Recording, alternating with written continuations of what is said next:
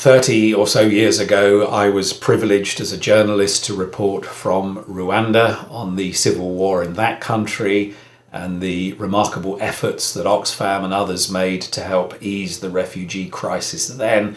And now I can only look on in horror at the refugee crisis that is flowing from the conflict in Ukraine.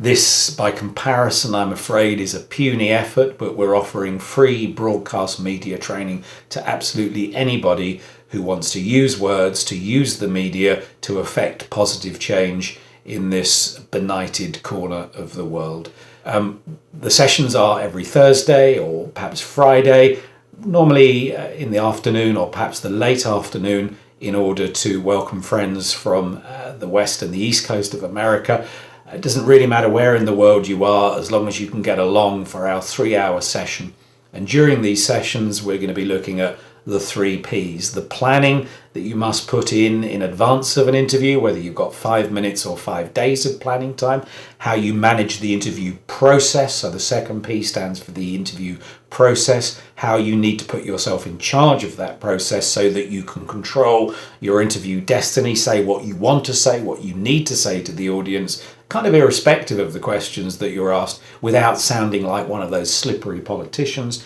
And then the third P stands for the promotional techniques that you should be using to make the really important bits stand out. Techniques like repetition, techniques like tagging. So in summary, free broadcast media training to anybody who feels that they need it in order to use words and the media to reach out to an audience to make the world a better place. Words, as I say, really do matter, and anybody providing they're wanting to use words positively is welcome along.